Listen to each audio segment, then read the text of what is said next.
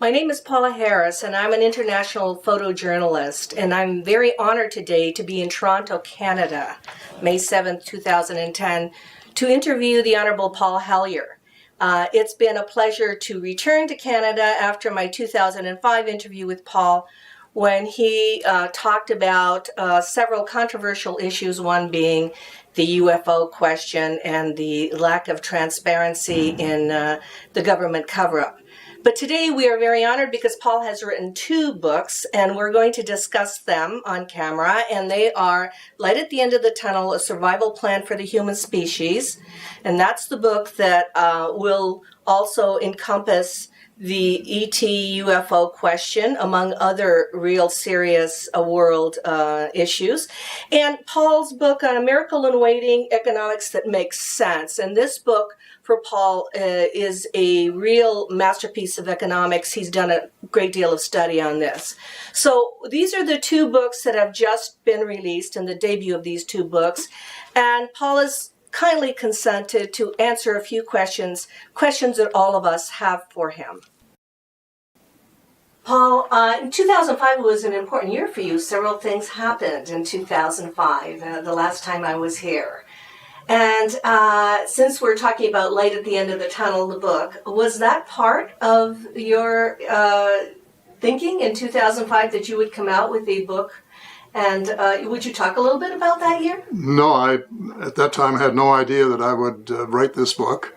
It didn't take too long after that to decide that I wanted to write sort of a final book as a legacy. But in 2005, I was still getting over the death of my late wife, Ellen, and sort of living alone, and decided to ask the widow of my best friend ever, Bill Boussier, if she would consider marrying me. She had been a widow for 10 years, and she said yes. So we planned our wedding for October the 1st, 2005, and that is the year that I really got interested in the extraterrestrial presence and technology.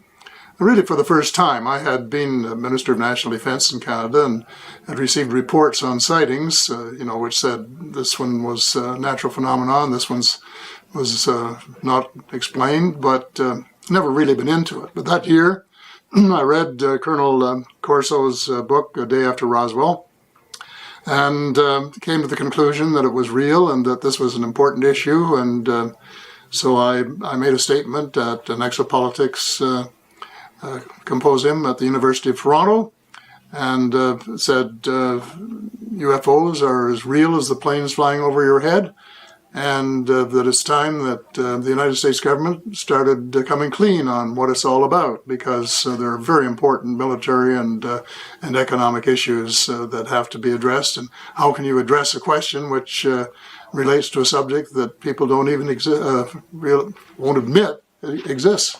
Can we pick up that last question, that last line? Yeah.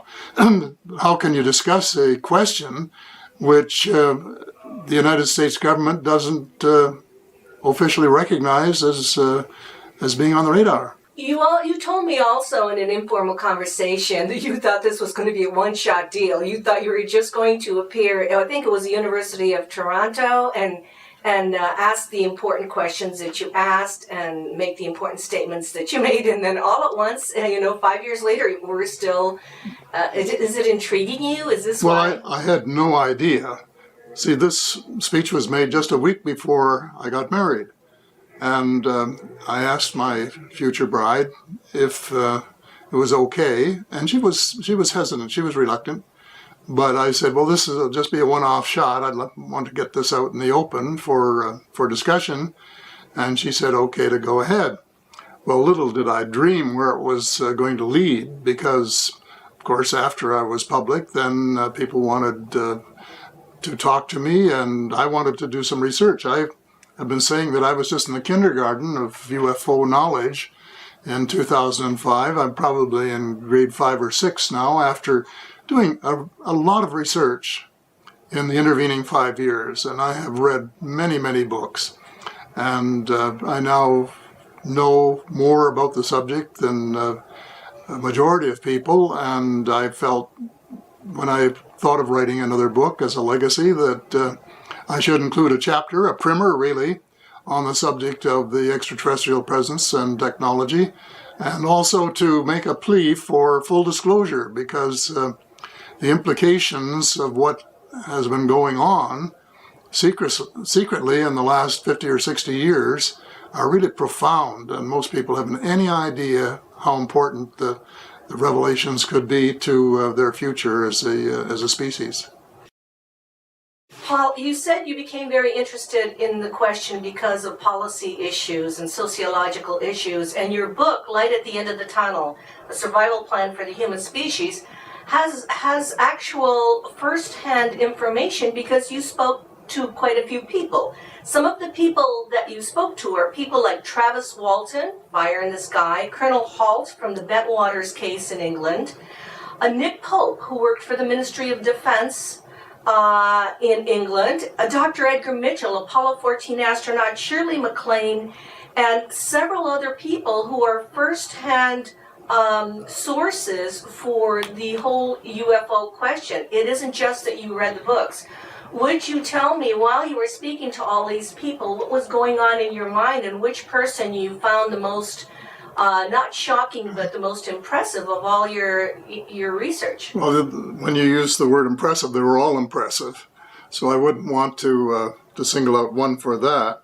I first of all, as you know, was briefed by a number of very knowledgeable people, including Dr. Stephen Greer, who gave me a 3-hour briefing on the people that he had assembled, the 400 contacts of people from all walks of life who knew much from personal experience about this subject. And then, as I went along, I wanted to talk to other people, and for example, I wanted to interview a couple of contactees, and they included Travis Walton, whose story was just, tremendously interesting. And I talked to him for a long while, over a couple of days, and was totally convinced that he was telling the truth.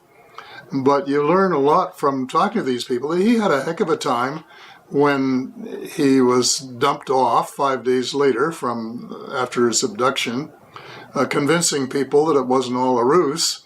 And he said the division was about 50-50, about half of his friends and relatives believed him and about half didn't. It took him a long while to recover psychologically from the experience. Another contactee that I interviewed at great length was Jim Sparks. And Jim has been abducted probably more often than anybody else that I've talked to. And he was tremendously interesting because at the outset he would fight these people and swear at them and do all of these things. Eventually he came to the point where he trusted them, and they trusted him, and he got a lot of information. And he wrote a book about his experience, and he gave me permission to use one of the most interesting quotes from that book, several pages actually, of a dialogue he had with the extraterrestrials, in which they indicated their concern about what was happening on Earth, that we were fouling up our rivers and our lakes and fouling up the air that we breathe with particles and really destroying our natural environment. And they're concerned about this, and they wanted him to tell the world about it. And so they of course encouraged him to pass the word along, which he's been doing both in lectures and through his book, but also to plump for amnesty for a lot of people in the event that the government does decide to open up the windows a little bit and let the light shine in. And the reason for that was because some of the people involved in what they call the black operations, the reverse engineering of the technology that came from the crashes and other contact with the extraterrestrials, is so interesting and so secret that certain elements of the United States government wanted to keep it secret even from their political leaders. And they've been working underground for years and years and years, and heaven only knows what they've accomplished, but in my opinion, it would be a very great deal. And certainly one of the things that I want to know is whether, in fact, they have developed exotic fuels like zero-point energy and cold fusion, as some people who have worked there have indicated that they have, because this is the way that we could transform our world in a time frame of maybe 10 years or so, and save it from global warming. And of course, the other thing I say in the book is that even if that is not true, that the extraterrestrials would give us that technology if we asked them to, because they want us to save our world as a habitable place for ourselves and for their visits. These are some very incredible witnesses, and Stephen Greer, you mentioned the Disclosure Project of 2009, where he has military people, apart from military intelligence people who are involved. So this is a real cover-up. It's not something we're inventing, and it's very complicated, Paul, isn't it? Because the United States government still has not admitted that Roswell was real. We're still at a mogul balloon with crash test dummies. They're still maintaining the fantasy that it was a balloon, and it's, and so many people know that that's a lie. Okay, can I cut here? If you have to kind of repeat the information in her question, otherwise people don't know you're talking about Roswell. Oh. So he was talking, but he didn't mention Roswell, so we don't know. Okay, so what'll happen is you will keep my question in there, right? If you want, but I have the mic on him. I'm picking it up, but it's we can do it however you want. Okay, just say in the Roswell incident, you're correct. Okay, camera's rolling. In the case of the Roswell crash, for example, they still claim that it didn't happen. But there were witnesses of all kinds who say it did. And the cover-up was in fact a lie, and that's what I call it in my book. And they started working on reverse engineering immediately after that, and had some of the best brains in the United States working on it, and have had ever since. So the distance they have come in 60 years or more is I'm sure, incredible, and that they have developed probably spaceships, and they have probably developed exotic fuels, and there are all sorts of things that the United States people and the people of the world have a right to know about. And that's the reason that we should never give up until there is full disclosure.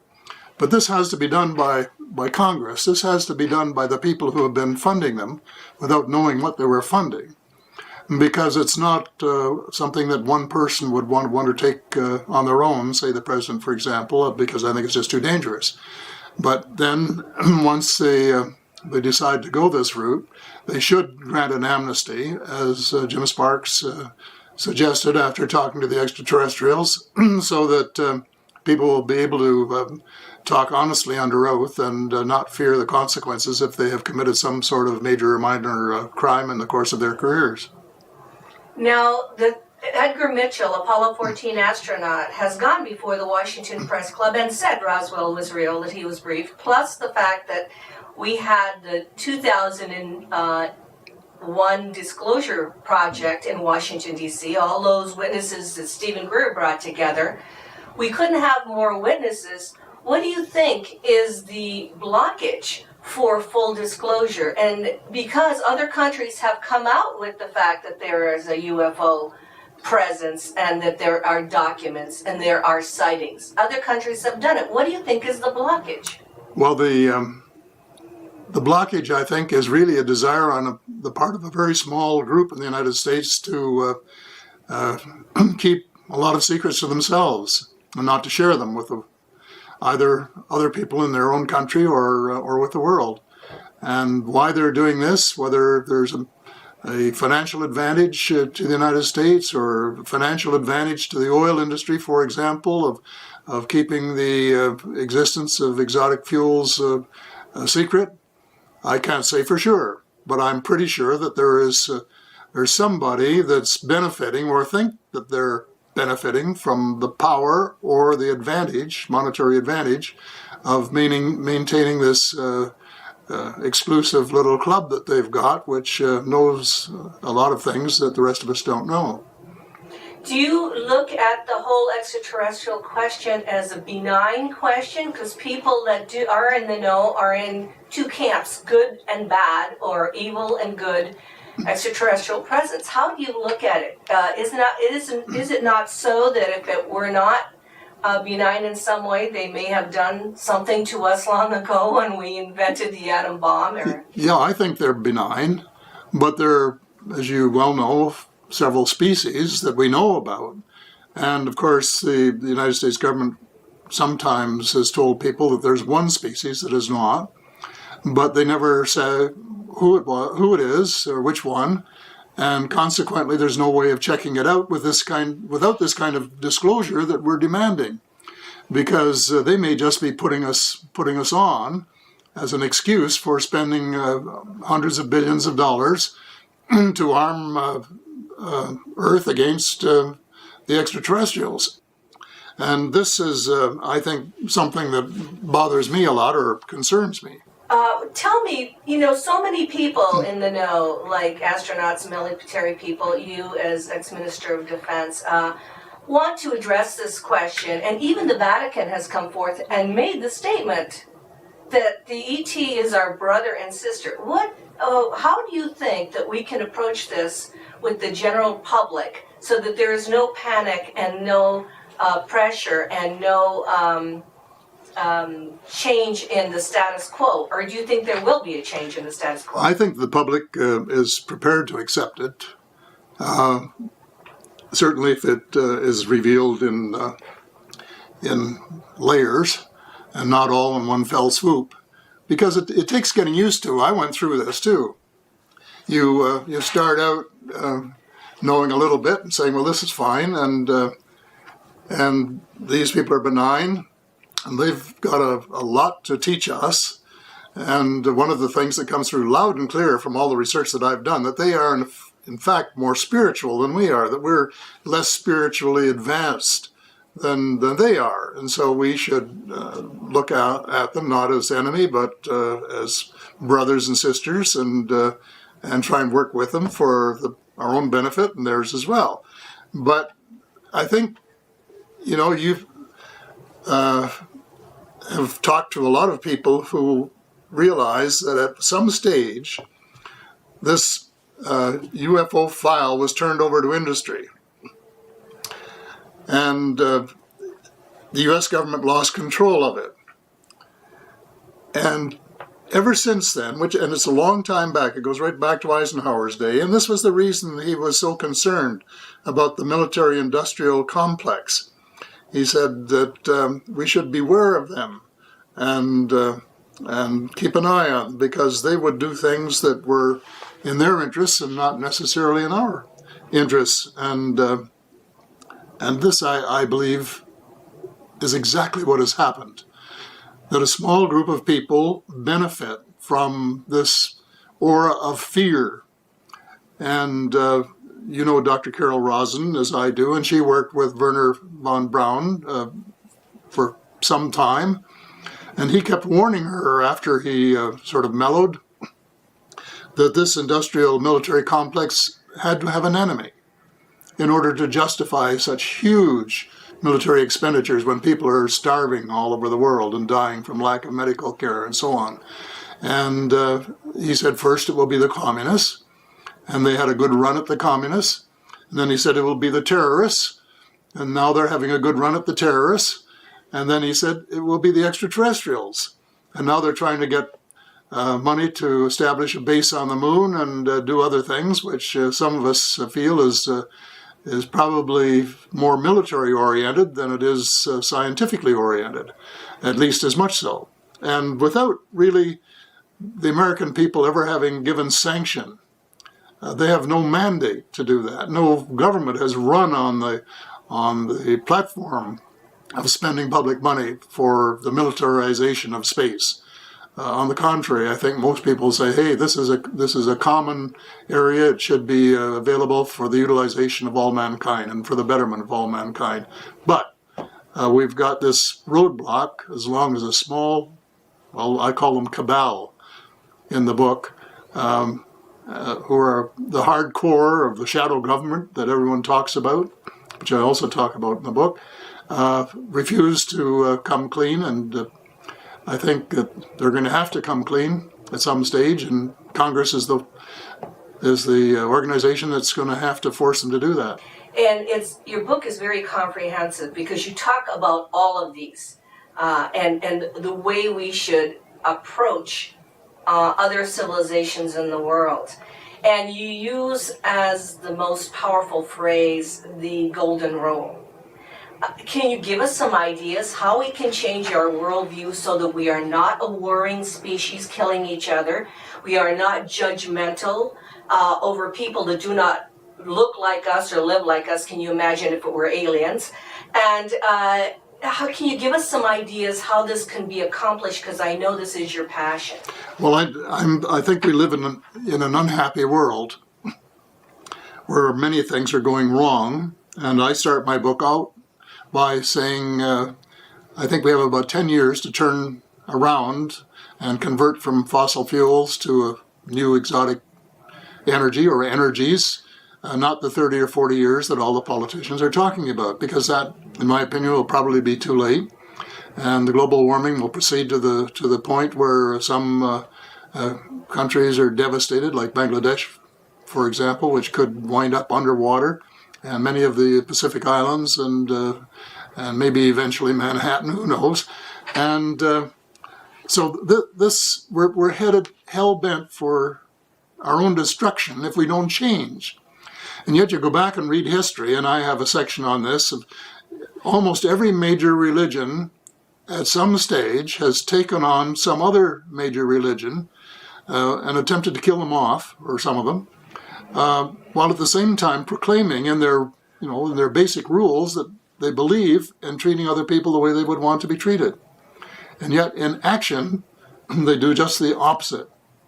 And I'm calling for a year of forgiveness, where all of the people who have fought others over the last 2,000 years or more forgive whoever did it, and it's two ways in almost every case, and then start cooperating in building the kingdom of God, which I define as a world where everybody has enough to eat, and some clean water to drink, and a roof over their head, and enough clothes to be decent, and sufficient access to education to give them a reasonable opportunity to be able to use their skills creatively.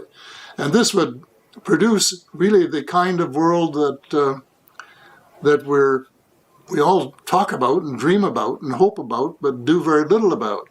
And it's interesting, if you want to go back to the UFO thing for a minute, that one of the early Canadian pioneers in this field, Wilbur Smith, who had access to information from the star visitors, as some of us like to call them, said that we've reached the stage, and certainly he got this from them, where we have to choose between good and evil. And if we keep on doing evil against our fellow man, in the generic sense, the world is doomed. Whereas if, on the other hand, we were to choose doing good in all of the ways that are open to us, and especially with all of this technology, then we could create a world which would be absolutely stunning in the opportunities that it provides for everyone. So this is the point that we're at, and I think the extraterrestrials are very, very interested in which way we go, whether we go forward, which I would say was the way of cooperation, or whether we just keep on saying, well, my power or my wish to be president of this country or to be the dictator of this country or whatever is such and so strong, and I have such a reason for it that I'll be glad to use armed forces to kill my enemies and lock them up if they get too powerful and so on. In other words, the things that we've been doing and are still continuing to do in many parts of the world. Your book is very, very personal. The area of the exotic alternatives to fossil fuels the area of world political cooperation using the golden rules, because you tend to put yourself in the other person's moccasins, and the revamping of the planetary monetary system, and transparency in government. Of those things I mentioned, can you talk to me about the one issue that's near and dear to your heart, and finally tell us how maybe we could fix it? Well, the issue that is most urgent at the moment is changing the world monetary system, the banking system. And this is a long story, and I know you don't want to spend a lot of time on it, but it is critically important. The banking system that we have is, to put it bluntly, legalized fraud, to put it in bold terms. And we have to change it for the benefit of all. There are many things in my book that you will know from having read it, where I talk about the world being run by a very small group of elite people who are immensely wealthy and who want to stay that way. They want to have the stranglehold on the resources and the wealth of the world. And so they have introduced globalization, which really hasn't benefited anybody except them in a tangible way. And they want to keep a banking system which has brought more than 25 recessions and depressions in the United States in the last 120 years. And now, after one of the most serious meltdowns, the most serious meltdown since the Great Depression, they're pretending that they're fixing the system when they're not. It's just a pretense. And they're pretending to slap the hands of the bankers who are responsible for it, and it is just a tap in the hand. It's like finding a prostitute $20 for being on the street, knowing that she's going to go back out the next night and earn more than that. And the banks are doing exactly the same thing. They're just laughing all the way to their balls. So this is a profound area. Maybe it might be interesting if I could just go through a bit of the history in maybe 3 or 4 minutes or 5. I just go back to the time when King William was fighting a war and ran out of money. Somebody said, well, one way to get some more money is to start a bank. So he got the rich people of England to subscribe £1,200,000 in gold and silver and lend it all to the government at 8%, which is a pretty high interest rate for a government guaranteed loan. But that's the way things go. And then to show their gratitude, the government allowed the bank to print another £1,200,000 in banknotes and lend it to their friends at high interest rates. So in other words, they were allowed to lend the same money twice. Well, then over the years, through the greed of the bankers and the cooperation, use a polite word, of politicians, that ratio has increased dramatically. In the early years of the 20th century, the federal banks in the United States had to have a gold reserve of 25%, which meant that they could lend the same money 4 times. In my early years in Canada, they had to have a cash reserve of 8%, which meant they could lend the same money 12.5 times. And today, with this new system of capital adequacy, which isn't really adequacy at all, it should be capital inadequacy, they are lending the same money 20 times and collecting interest on it each time. Now that is just legalized fraud. And the fact that a tiny minority of rich people can get away with it, I think, is a disgrace.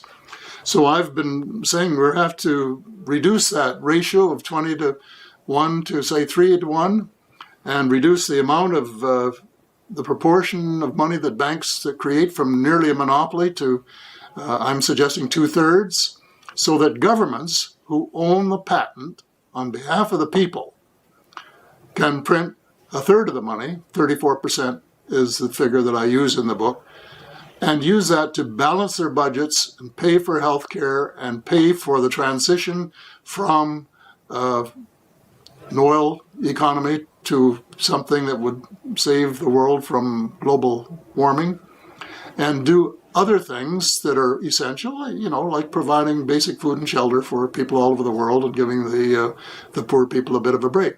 So this is what's got to happen. And I hope it happens sooner rather than later, because if it doesn't, then what is going to happen is that we'll go for another 5 or 10 or 15 years and have another meltdown. And a few more million people will lose their jobs and their houses and their businesses. And the thing goes on until somebody really does something about it. And it's going to take a lot of guts to stand up to the banking industry, because they're a tough bunch and they would spend billions to keep this from happening. But at the same time, it would be the greatest service to mankind that any leader or group of leaders could do. And I just hope and pray that they will get at it, try and understand how the system works, which very few people do, but which you can learn in a few hours, and then make the change and give the world a break.